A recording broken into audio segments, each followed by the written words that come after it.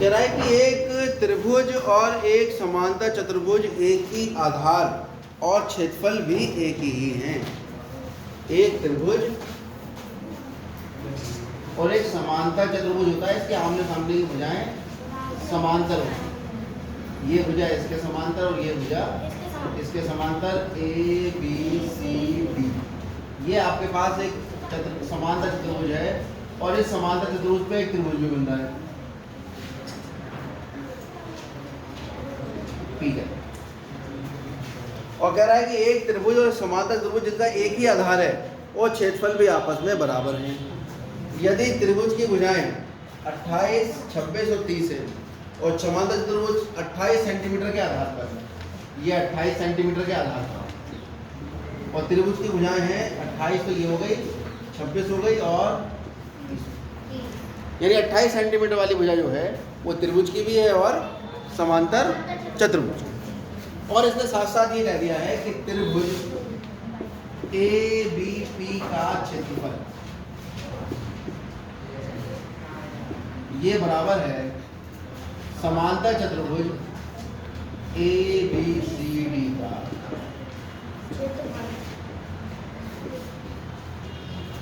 ठीक है।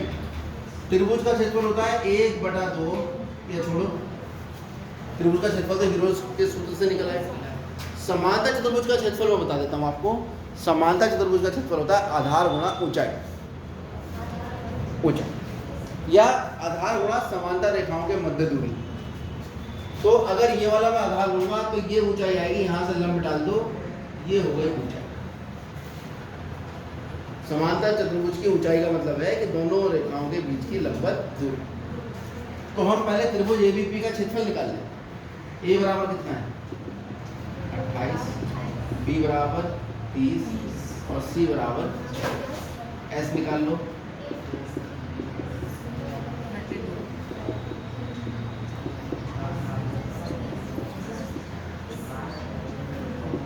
आठ 6 14, 3 2 5 2 7 8 बटे 2 2 चौक 8 2 दूनी 4। ये इसका मान है। वो दिक्कत। अब हीरोज के सूत्र से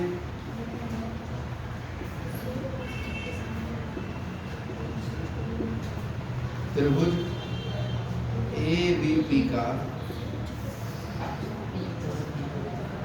क्षेत्रफल बराबर वर्गमूल एस गुणा एस माइनस ए गुणा एस माइनस बी गुणा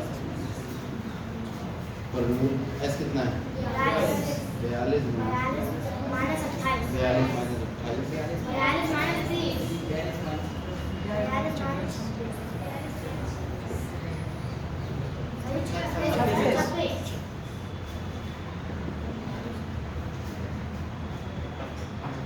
42 और गुणा कितना आ गया 12 में 60 या 4 और 14 गुणा 2 12 गुणा 12 में 6 गया 6 और 16। ठीक है, टुकड़े करो। 14 दिया 42, क्योंकि 14 ही दिख रहा है मुझे, गुणा 14 क्यों लिखिए 14 14 दो बार आ गया, एक बार बाहर निकाल लीजिए। 3 आ रहा है, कोई बात नहीं। 4 चौक 16, तो इसे 4 दिया 12 लिख लो, और 4 ये आ गया, और एक 4 को लिख लो 2 गुणा 4 दूनी 8 दूनी 16।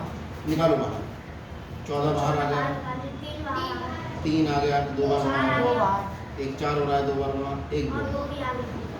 ठीक है, तो ये आ जाएगा आपके पास 14 42 गुणा 4 दूनी 8 और 8 दूनी 16 और 4 8 32 और 1 33 सेंटीमीटर की घात।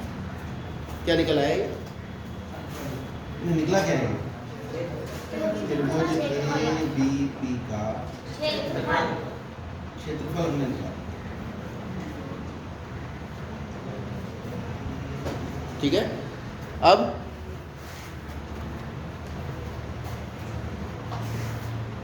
क्या पूछा है इसमें? समांतर चतुर्भुज के 28 सेंटीमीटर के आधार पर स्थित है, तो उसकी संगत ऊंचाई ज्ञात है। क्योंकि समांतर चतुर्भुज का क्षेत्रफल दो तरीके से निकल सकता है, आधार गुणा ऊंचाई। दो आधार बना लो, एक आधार ये ले लोगे तो ऊंचाई ये आएगी, एक आधार ये ले लोगे तो ऊंचाई ऐसे आ जाएगी। ठीक है, तो इसने कहा खाली आपको इस आधार पे जो ऊंचाई है संगत ऊंचाई, ठीक है, क्योंकि समांतर चतुर्भुज, क्या नाम है इसका, ABCD का क्षेत्रफल बराबर है त्रिभुज ABP का। तो त्रिभुज का क्षेत्रफल कितना निकला है 336, और इसका क्षेत्रफल कितना होगा, आधार गुणा संगत, केवल इतना ही इसका क्षेत्रफल होता है हमेशा के लिए, याद रखना। जैसे आयत का क्षेत्रफल कितना होता है, लंबाई गुणा, आयत में लंबाई होती है और चौड़ाई होती है। अब यहाँ पर तो हम देख रहे हैं थोड़ा झुका हुआ है, तो इसको लंबाई चौड़ाई तो कह नहीं सकते, तो आधार और ऊंचाई कहते हैं।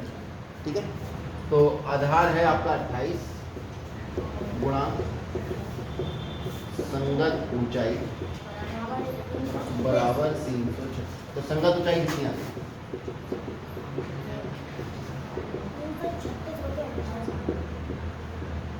336 काट 7 चौक 28 और 7 चौक 28 कितना बचा है, 13 में से 5 और 7 अट्ठे 56, 4 एकम 4, 4 12 सेंटीमीटर तथा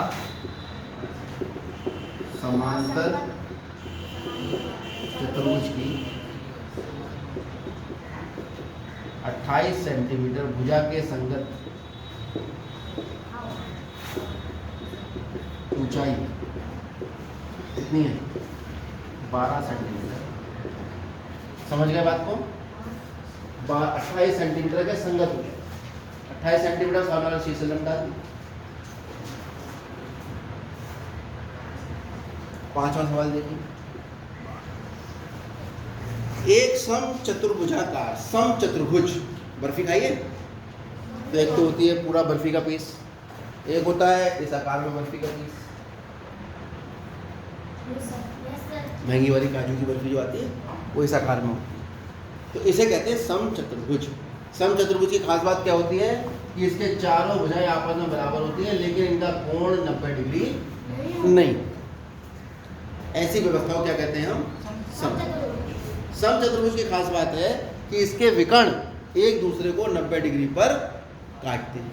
ये आप पढ़ के आए हो 8वीं क्लास में कि सम चतुर्भुज के विकर्ण एक दूसरे को 90 डिग्री पर काटते हैं। विकर्ण किसे कहते हैं, ये आमने सामने के शीर्षों को मिलाओ, एक विकर्ण दो विकर्ण, ये एक दूसरे को 90 डिग्री पर और साथ साथ समद्विभाजित भी करते हैं।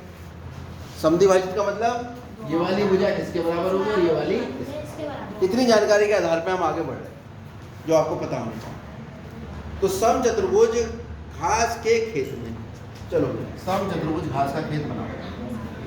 ये आ गया सम चतुर्भुज घास का, इसमें चारों भुजाएं आपस में कैसी हैं, समान, और विकर्ण एक दूसरे को कितने डिग्री पे काटेंगे, 90। अभी कटवा लेंगे। 18 गायों के चरने के लिए घास है, इसमें गाय जो है घास चरेंगी, तो घास कितनी गाय के लिए है, वो 18 घास आराम से पेट भर के खा लेती है। इस सम चतुर्भुज की प्रत्येक भुजा 30 है, प्रत्येक भुजा कितनी है, 30। और विकर्ण कितना है, 48। विकर्ण जो है इसका वो 48, बड़ा विकर्ण 48 है, ये तो छोटा है, बड़ा तो ये होगा, बड़ा वाला विकर्ण कितना है। तो प्रत्येक गाय के चरने के लिए इस घास के खेत का कितना क्षेत्रफल होगा। भाई 18 गाय तो पूरे खेत को चल लेती है, एक गाय कितने खेत को चलेगी, कुल क्षेत्रफल बटे 18, यही बात समझ। भाई 18 गाय के खाने के लिए पूरा खेत है, एक गाय के लिए खेत का कितना भाग होगा, तो कुल क्षेत्रफल को 18 से भाग कर दिया जाए। कुल मिला के हमें क्षेत्रफल ज्ञात करना है। क्षेत्रफल में हम जानते हैं सूत्र हीरोन्स के फार्मूले का, और हम देख रहे हैं कि सम चतुर्भुजाकार अगर है खेत, तो इसमें 2 त्रिभुजों का निर्माण हो रहा है, एक इसका तो अगर एक त्रिभुज का क्षेत्रफल निकाल लें, दूसरे त्रिभुज का क्षेत्रफल निकाल लें, दोनों को जोड़ दें, तो पूरे खेत का क्षेत्रफल आ जाए।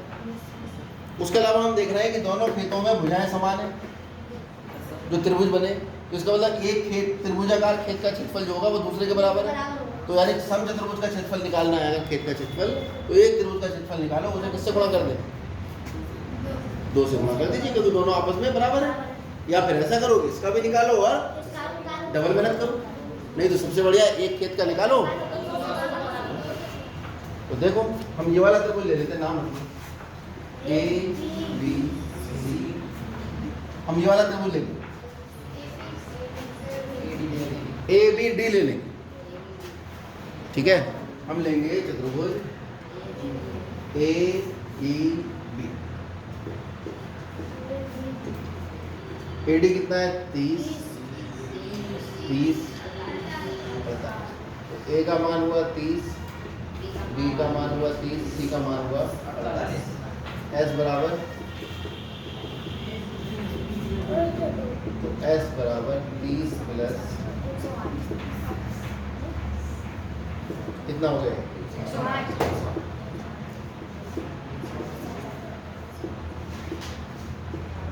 कितना आ गया? अब हीरोन का फॉर्मूला लगा दो।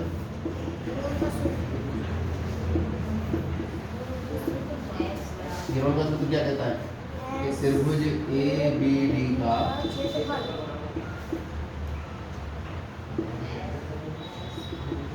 वर्गमूल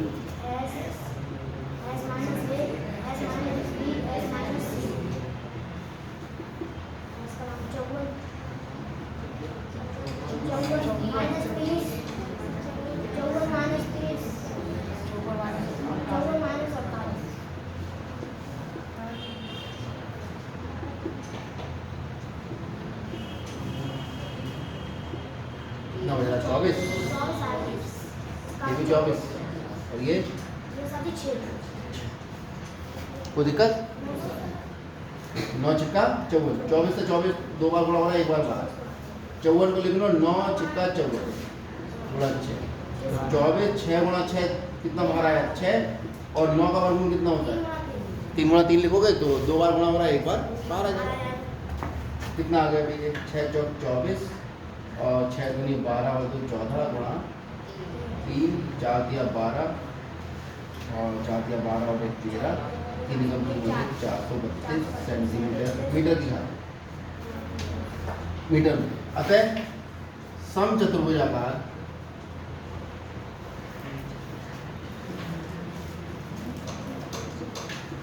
खेत का क्षेत्रफल, समचतुर्भुजाकार खेत का क्षेत्रफल कितना आ जाएगा? 2 गुणा त्रिभुज ABD का।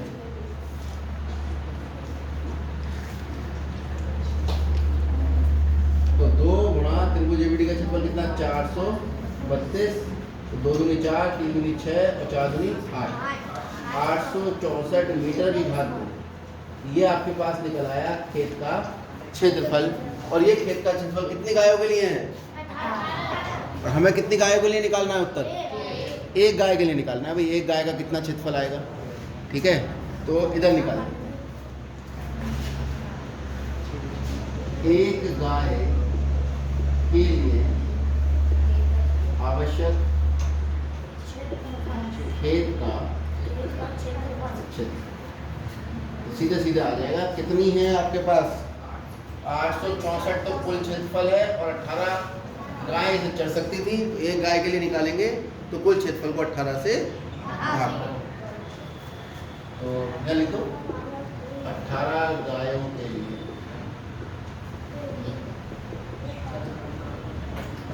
आवश्यक खेत का, आप तो एक ही लाइन में लिखोगे, हर जगह कम है इसलिए 2 लाइनों में ले रहा हूँ, बराबर 864। यूनिटरी मेथड पढ़ा होगा, इकाई वाला जो मेथड होता है, 18 की जगह 1 लिखा तो 18 से इधर से भाग करो। जय तुम्हें समझ में आ गया? 9 से काट लो, 9 दूनी 18 और 9 में 81, कितना? 9 छक्का 54 और 2 से काट लो, कितना आ गया?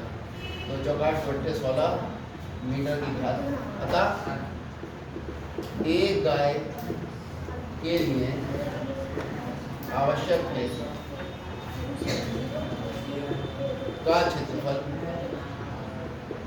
कितना होगा? 48 40 मीटर की घात 2। नोट करें। बस इस चैप्टर के अंदर 1 2 3 4 सवाल और है।